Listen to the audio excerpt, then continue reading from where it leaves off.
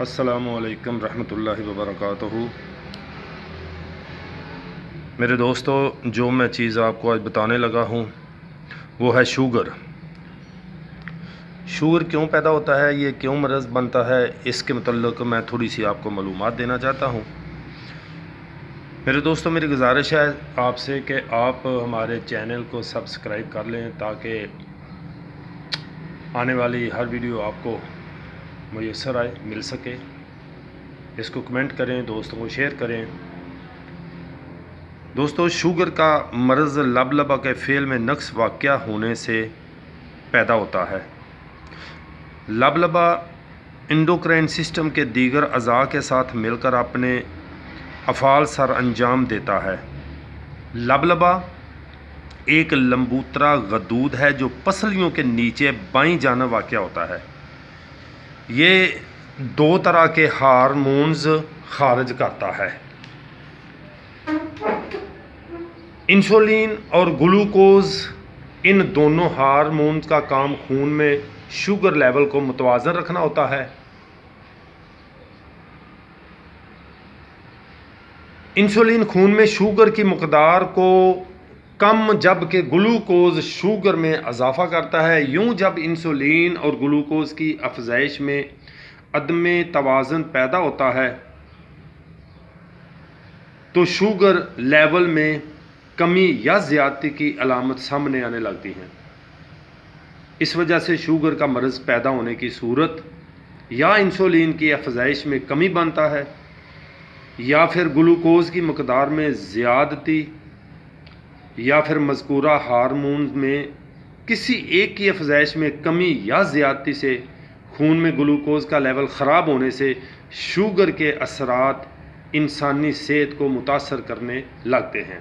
میرے دوستو، اس کے علاج کے لیے، اس کو کنٹرول کرنے کے لیے میں جو آپ کو بتاؤں گا آپ حیران ہو جائیں گے کہ ہر ڈاکٹر، ہر حکیم شوگر کے مریض کو میٹھا بند کرتا ہے، مگر آپ کیسے ہیں کہ آپ میٹھا کھلا رہے ہیں؟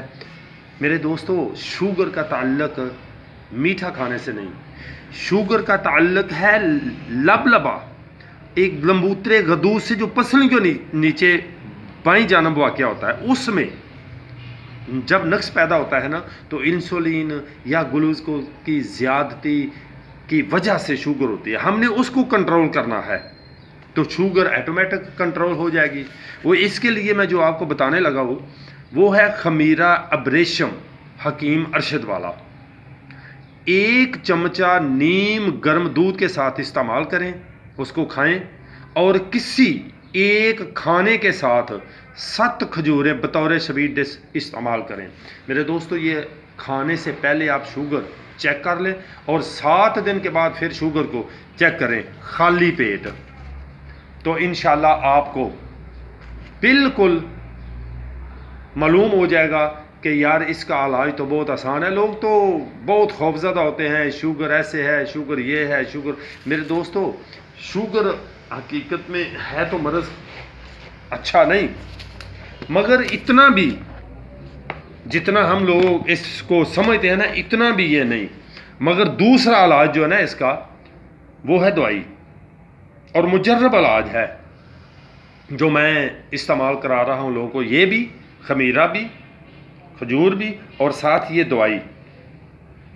یہ دوائی میں خود بناتا ہوں اور انشاءاللہ اللہ کے فضل و کرم سے میرا مالک مہربانی فرماتا ہے اور آدمی صحت مند ہو جاتا ہے، کنٹرول ہو جاتا ہے۔ تھوڑا سا آپ بھی اپنے مزاج کو پہچان کر مزاج کے مطابق چیز استعمال کریں تو انشاءاللہ بہت فائدہ ہوگا۔ وہ کیا ہے؟ تباشیر 5 گرام، تخم خرفہ، تخم کاہو ہر ایک 7 گرام، تخم حماز، گل سرخ، کشنیز، گل ارمنی 3 گرام، سندل، گل انار سماک ہر ایک 2 گرام، کافور نصف گرام، سب کا صفو بنائیں، آب خرفہ میں کھرل کر کے گولی بنائیں اور اس کی خوراک ہے 4 گرام۔